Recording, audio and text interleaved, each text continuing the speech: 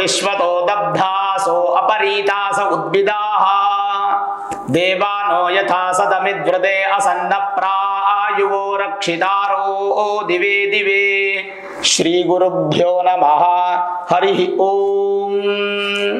ಆತ್ಮೀಯ ಪ್ರಿಯ ಪ್ರೇಕ್ಷಕ ಮಿತ್ರರೇ, ನಿಮ್ಮೆಲ್ಲರ ಜೀವನ ಸುಖಕರ, ಸಮೃದ್ಧಿಕರ, ಲಾಭಕರವಾಗಿರಲಿ ಅಂತ ನನ್ನ ಆರಾಧ್ಯ ದೇವಿ ಹೊರನಾಡು ಅನ್ನಪೂರ್ಣೇಶ್ವರಿಯ ಪಾದಗಳಿಗೆ ನಮಸ್ಕರಿಸ್ತಾ, ಪ್ರಿಯ ಪ್ರೇಕ್ಷಕ ಮಿತ್ರರೇ, ಮೇಷರಾಶಿಯವರು ಯಾವ ದೇವರನ್ನ ಆರಾಧನೆ ಮಾಡಬೇಕು, ನಿಮಗೆ ಒಳ್ಳೇದಾಗೋದಕ್ಕೋಸ್ಕರ ಯಾವ ದೇವರನ್ನ ಆರಾಧನೆ ಮಾಡಬೇಕು, ಸಾಲಬಾಧೆ ಪರಿಹಾರ ಆಗೋದಕ್ಕೋಸ್ಕರ ಯಾವ ದಾನವನ್ನ ಮಾಡಬೇಕು, ಇಂತಿಷ್ಟು ಮಾಹಿತಿಗಳನ್ನು ನಾನು ನಿಮಗೆ ಕೊಡ್ತೇನೆ.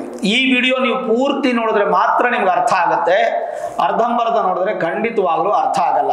ಯಾಕೆಂದ್ರೆ ಸ್ವಲ್ಪ ಹೈಯರ್ ಅಸ್ಟ್ರಾಲಜಿ ಇದರಲ್ಲಿ ಆ್ಯಡ್ ಆಗುತ್ತೆ.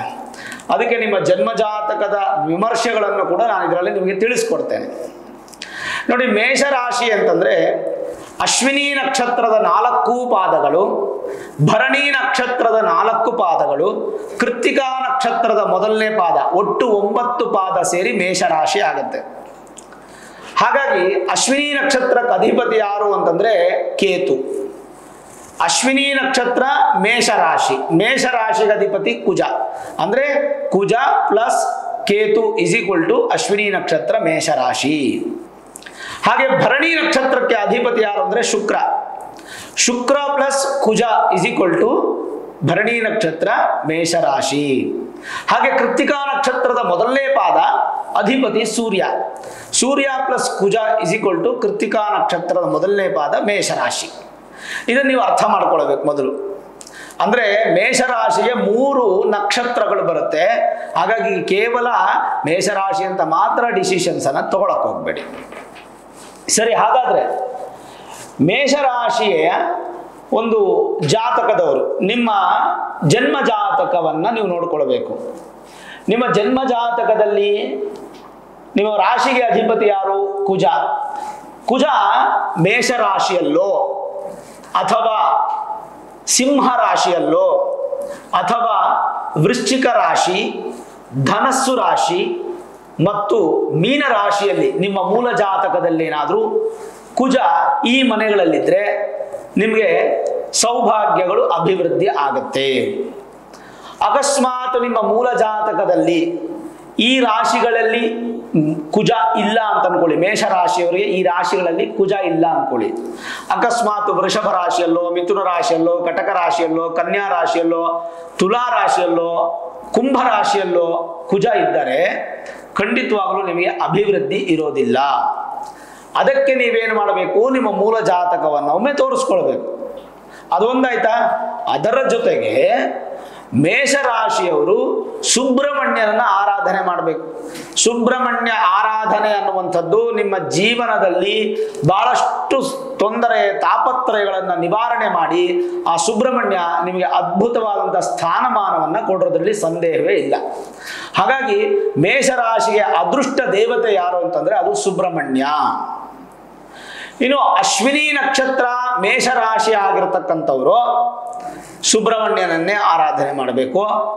ಭರಣಿ ನಕ್ಷತ್ರ ಮೇಷರಾಶಿ ಆಗಿರತಕ್ಕಂಥವರು ಅಮ್ಮನವರನ್ನ ಹಾಗೂ ಸುಬ್ರಹ್ಮಣ್ಯನನ್ನ ಆರಾಧನೆ ಮಾಡಬೇಕು. ಕೃತ್ತಿಕಾ ನಕ್ಷತ್ರ ಮೊದಲನೇ ಪಾದ ಮೇಷರಾಶಿ ಆಗಿರತಕ್ಕಂಥವರು ಸೂರ್ಯನನ್ನ ಹಾಗೂ ಕುಜಗ್ರಹವನ್ನ ಆರಾಧನೆ ಮಾಡಬೇಕು. ಇದು ಆರಾಧನೆ ವಿಚಾರ. ಆದರೆ ಇನ್ನು ಮುಖ್ಯವಾಗಿ ಯಾವ ದಾನವನ್ನ ಮಾಡಿದ್ರೆ ಮೇಷರಾಶಿಯವರು ಪ್ರತಿ ತಿಂಗಳು ಈ ದಾನವನ್ನ ಮಾಡ್ತಾ ಬಂದ್ರೆ ಮೇಷರಾಶಿಯವರಿಗೆ ಸಕಲ ಸಂಪತ್ತುಗಳು ವೃದ್ಧಿ ಆಗುತ್ತೆ, ನಿಮ್ಮ ಸಾಲ ಬಾಧೆ ನಿವಾರಣೆ ಆಗುತ್ತೆ. ನಾನು ಹೇಳುವಂತ ದಾನ ಕೇವಲ ಒಂದು 100, 200, 300, 500 ರೂಪಾಯಿ ಒಳಗಡೆ ಇರುತ್ತೆ ಹೊರತು ಅದಕ್ಕಿಂತ ಹೆಚ್ಚು ಕಾಸ್ಟ್ಲಿ ಇರೋದಿಲ್ಲ. ಹಾಗಾಗಿ ಭಯಪಡೋ ಅವಶ್ಯಕತೆ ಇಲ್ಲ. ಮೇಷರಾಶಿಯವರು ಹಾಗಾದ್ರೆ ಏನನ್ನ ದಾನ ಮಾಡಬೇಕು? ನಿಮ್ಮ ಸಾಲ ಬಾಧೆಗಳು ಪರಿಹಾರ ಆಗಬೇಕಾದ್ರೆ ನೀವು ಕಂಬಳಿ ದಾನವನ್ನ ಮಾಡಬೇಕು. ಅಂದ್ರೆ ರಗ್ಗನ್ನ ದಾನ ಮಾಡಬೇಕು. ಕಂಬಳಿ ರಗ್ಗು, ಹತ್ತಿಯಿಂದ ಅಥವಾ ಕಂಬಳಿಯಿಂದ ಉತ್ಪತ್ತಿ ಆಗಿರತಕ್ಕಂಥ ರಗ್ಗನ್ನ ನೀವು ದಾನ ಮಾಡುವಂಥದ್ದು. ಬೆಡ್ಶೀಟ್ ಅಂತ ನಿಮ್ಮ ಭಾಷೆಯಲ್ಲಿ ನಿಮ್ಗೆ ಅರ್ಥ ಆಗೋ ಥರ, ಅಥವಾ ಚಳಿಗೆ ನಾವು ಸಂರಕ್ಷಣೆ ಮಾಡ್ಕೊಳ್ಳೋದಕ್ಕೋಸ್ಕರ ಏನಿದೆ ಅದು ಕಂಬಳಿ ರಗ್ಗು.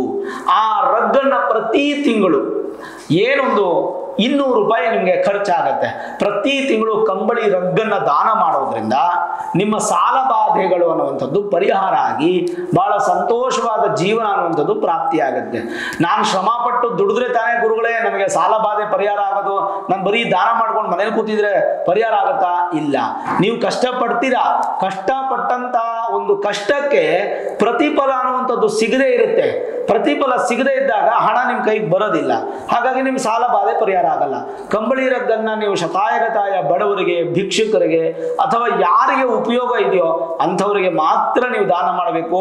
ಈಗಾಗಲೇ 4-5 ದಾನವನ್ನು ತಗೊಂಡಂತ ವ್ಯಕ್ತಿಗಳಿಗೆ ಮತ್ತೆ ನೀವು ದಾನ ಕೊಟ್ರೆ ಅದು ಅವ್ರ ಮನೆಯೊಂದು ಮೂಲೆಗೆ ಸೇರುತ್ತೆ ಹೊರತು ಅದು ಉಪಯೋಗ ಆಗಲ್ಲ. ದಾನವನ್ನ ನೀವು ಕೊಟ್ಟಾಗ ಅವ್ರಿಗೆ ಉಪಯೋಗ ಆದ್ರೆ ಮಾತ್ರ ಅದರಿಂದ ನಿಮಗೆ ಉತ್ತಮ ಫಲ ಸಿಗುತ್ತೆ.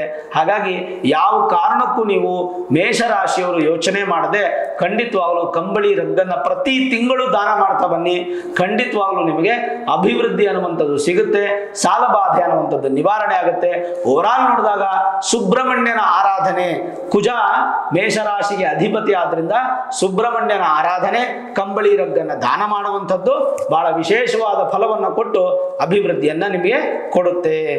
ನೋಡಿದ್ರಲ್ಲ ಮೇಷರಾಶಿಯವರಿಗೆ ಹೇಗಿದೆ, ಯಾವ ದಾನ ಮಾಡಬೇಕು, ಏನು ಫಲ ಅಂತ. ಈ ವಿಡಿಯೋ ಇಷ್ಟ ಆಗಿದ್ರೆ ಲೈಕ್ ಮಾಡಿ, ಶೇರ್ ಮಾಡಿ, ಮುಖ್ಯವಾಗಿ ನಮ್ಮ ಚಾನೆಲ್ಗೆ ಸಬ್ಸ್ಕ್ರೈಬ್ ಮಾಡಿ, ಬೆಲ್ ಐಕಾನ್ ಅನ್ನು ಪ್ರೆಸ್ ಮಾಡಿ. ಪ್ರತಿನಿತ್ಯ ನಾನು ಪೂಜೆ ಮಾಡುವಂತಹ ನನ್ನ ಆರಾಧ್ಯ ದೇವಿ ಹೊರನಾಡು ಅನ್ನಪೂರ್ಣೇಶ್ವರಿಯ ಆಶೀರ್ವಾದ ನಿಮಗೆ ಸಿಗಲಿ ಅಂತ ಪ್ರಾರ್ಥನೆ ಮಾಡ್ತಾ ಸರ್ವೇ ಜನಾಃ ಸುಖಿನೋ ಭವಂತು, ಸಮಸ್ತ ಸನ್ಮಂಗಳಾನಿ ಭವಂತು.